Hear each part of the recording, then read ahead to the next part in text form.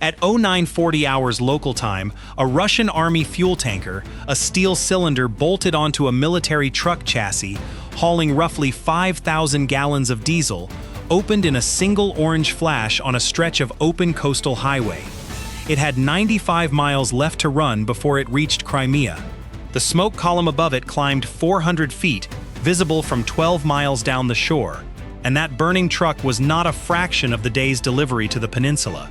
It was the larger part of what was moving, because Crimea produces no fuel, not a drop. Every gallon burned by a generator on that peninsula, every gallon fed into an armored vehicle, every gallon that keeps an air defense battery powered and crewed has to be physically trucked or shipped in from somewhere else. A peninsula does not have supply lines in the abstract. It has a countable number of physical routes, and by that morning the count was down to 1. For most of the war, the answer was the sea. Fuel crossed the Azov in bulk, quietly, aboard tankers, out of reach of most of what Ukraine could put over the water. Then that stopped being true. In one 4-day stretch, Ukrainian drone crews damaged or destroyed 49 Russian vessels in the Sea of Azov. On a single night, 21 tankers, 4 tugs, 2 cargo ships, and a special-purpose vessel. The maritime route did not degrade, it closed. Picture a supermarket shutting its checkout lanes one at a time. You don't need to track every shopper through the store. You only need to know which lane is still open, and stand there. Ukraine had spent weeks closing lanes. So look at what was left on the asphalt that morning.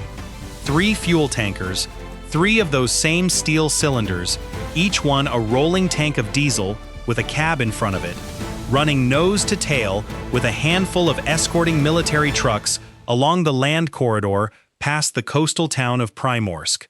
That was the convoy. That was the day's artery into Crimea, 3 trucks wide. An entire brigade's worth of Ukrainian reconnaissance was pointed at a stretch of highway a single dashcam could have covered, and that asymmetry was the whole point. Once you have squeezed an enemy's logistics down to 3 trucks, you stop searching. You just watch. And here is what Moscow read backwards. Moving fuel off the water and onto asphalt felt like a retreat to safety. Inside those cabs it certainly did. Drivers who had spent months hearing what happened to tankers on the Azov felt something loosen once the coastline was behind them. Out of the water meant out of danger. It meant the exact opposite. It meant the last open lane, and everyone on both sides of that road knew which lane it was. The convoy cleared the final built-up stretch and rolled into the open. No cover, no side roads, no way back. Which raises the question hanging over the whole morning. If this was the last route, and both sides understood that, why were those 3 tankers still moving in daylight, tight in line, making no attempt to hide? The answer is something the Russians believed was standing over them. The thing the Russians believed was standing over them was electronic. Somewhere behind that convoy, within reach of the corridor, sat a Russian electronic warfare complex of the R-330Zh Zhitel family. A truck-mounted system whose job is to listen across a slice of the radio spectrum, find the signals an enemy is using, and bury them under noise. Communications links, satellite navigation, the invisible scaffolding that modern drones are assumed to stand on. Ukrainian crews knew this class of system was in theater for a simple reason. They had already destroyed one. In a single night of strikes across occupied Crimea, a Zhitel station appeared on the target list alongside fuel depots and logistics bases. On paper, the logic is airtight. A system like this does not defend a vehicle, it defends a corridor.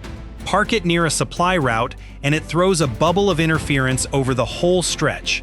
Miles of highway in which satellite navigation becomes unreliable and radio control links get shouted down. A convoy driving inside that bubble is, in theory, driving inside a shield. That is why 3 tankers felt safe running nose to tail in daylight, and it fails for a reason that has nothing to do with power output. Jamming satellite navigation only works against something that is navigating by satellite. A small first-person view drone launched a few miles away is not doing that. It is being flown by a human being looking at a live video feed, steering toward a shape he can see with his own eyes. Blanketing that road with navigation interference is like cutting the phone lines to stop a man who is already standing at the window reading the street sign. Then there is the clock, and the clock is where the shield really comes apart. An electronic warfare crew has to do 4 separate things before it accomplishes anything. Detect that a link exists, isolate where in the spectrum it is sitting, distinguish it from ordinary background traffic, and then concentrate enough energy on that exact slice to matter. Call that a minute of work under good conditions, and it is generously described as a minute. An FPV drone closing at highway speeds covers well over a mile in that minute. The convoy, at the same moment, has moved roughly half a mile down a road with no turnoffs. By the time the spectrum has been sorted out, the geometry of the problem has already changed, and it has changed in one direction only, because the tankers cannot go anywhere except forward. But the drone that killed the lead tanker was not the most dangerous thing in the sky that morning. The most dangerous thing had been up there for hours already, and it was not carrying a warhead at all. It was a quadcopter, a commercial airframe of the kind you can buy in a camera shop, modified by Ukrainian units into a military reconnaissance tool, hanging somewhere off the shoulder of that road with a camera pointed down. No warhead, no strike capability whatsoever. Just a lens and a link, and enough endurance to stay where it was. On paper, it is unimpressive. Its numbers are the numbers of a hobby aircraft, measured in tens of minutes of flight time, in a few miles of useful range, in the modest weight a small electric motor can hold up. Next to a truck-mounted electronic warfare complex, it does not belong in the same conversation. That is exactly why it worked. Here is the reversal. A defending force plans around a searcher, something that has to sweep, cover ground, decide where to look, and inevitably look in the wrong place. What was flying over that corridor was not a searcher.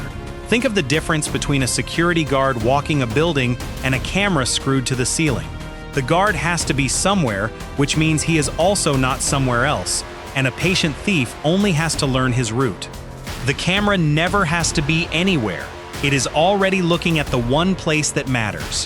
When your enemy's logistics have been squeezed onto a single highway, the highway stops being a search area and becomes a fixed frame. You don't hunt the convoy. You point at the road and wait for the convoy to enter the shot. And the arithmetic of that runs entirely one way. Every minute those 3 tankers spent on the corridor was a minute of footage, speed, spacing, which vehicle was leading, where the escort sat in the order, how tight the column ran when the road narrowed. A strike package needs perhaps a few minutes to be readied and launched. The convoy needed hours to cross that ground. There was never a version of the morning in which the tankers moved faster than the information about them. Then came the part the convoy could not have modeled. The first strike did not take a tanker. It took 2 vehicles at once. The drone came in on the lead fuel tanker at the head of the column, and the detonation destroyed not only that tanker, but the military escort truck traveling beside it. One impact, and the convoy lost its pathfinder and a piece of its own protection in the same second. The vehicle setting the pace was gone. The vehicle whose crew was supposed to be watching the sky on that flank was gone with it, and the wreckage was now sitting across the front of a road with no shoulder wide enough to pass and no turnoff for miles, which left 2 tankers, both still intact, both still full, sitting behind a burning roadblock. They had a few seconds to choose, stop where they were or push past the fire. Both options had already been accounted for. They stopped. It was the reasonable choice. It was also the last one they got to make freely, because a stationary fuel tanker on an open road is no longer a vehicle. It is a target with the engine running. The second drone came in on the tanker, now standing exposed behind the wreck. Watch what a fuel tanker actually is for a moment.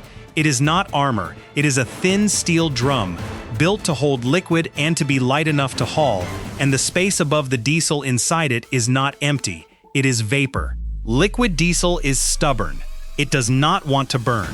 Diesel vapor mixed with air, under pressure, in a sealed drum, is a different substance entirely. The impact opened the shell. For a fraction of a second, nothing dramatic happened at all. Fuel and air met the outside world.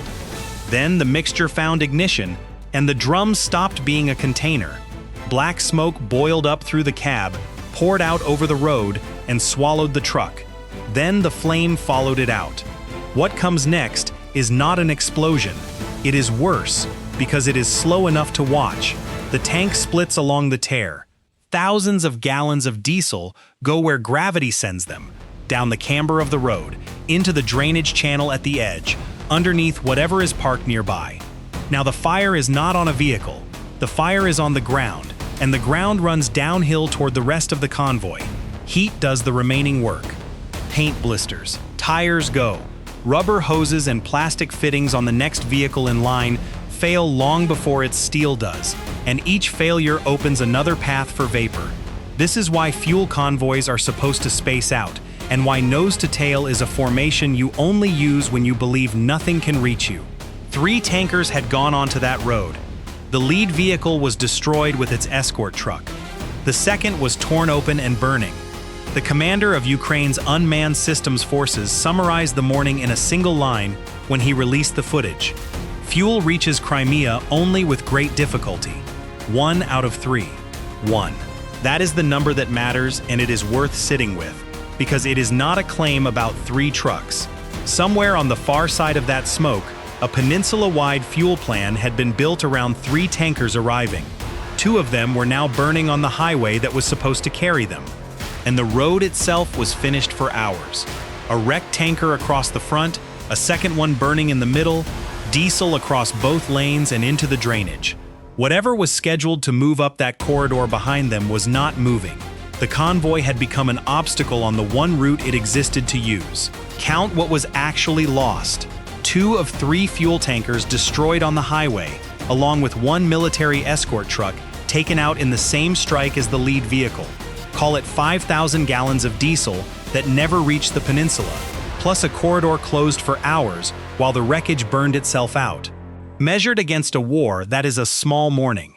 Measured against what it was supposed to accomplish, it is total, because this strike was not aimed at fuel, it was aimed at a delivery rate. That is the shift worth understanding. Ukraine did not go looking for a convoy and get lucky. It spent weeks systematically removing every other way fuel could enter Crimea, 49 vessels in 4 days on the Azov, a maritime route that did not degrade but closed, until what remained was a single strip of asphalt that anyone could point a camera at. The tankers were not hunted, they were funneled. And once logistics have been funneled onto one route, the defender's problem stops being a security problem and becomes an arithmetic problem, because now every gallon that arrives has to survive a road that is being watched continuously by an opponent who no longer has to search for anything. That arithmetic compounds in a direction Moscow cannot easily reverse. If 1 tanker in 3 completes the run, then keeping a generator running, an armored battalion fueled, or an air defense battery powered means dispatching 3 times the vehicles, 3 times the drivers, 3 times the escorts, and accepting that 2/3 of that effort will end up as scrap metal on the shoulder of a highway. Fuel that does not arrive is not just fuel. It is a radar that goes unpowered, a vehicle that stays parked, a unit that has to choose which of its functions to keep alive this week. Russia can still move fuel into Crimea. It simply has to send 3 times as much to get there. If you found this breakdown useful, subscribe.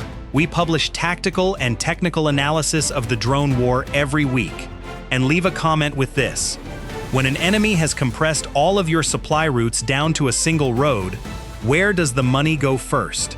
More escorts, better jamming, or abandoning the route entirely and accepting that the peninsula has to be supplied some other way? There is a real argument for each one, and the answer says a lot about how the rest of this war gets fought.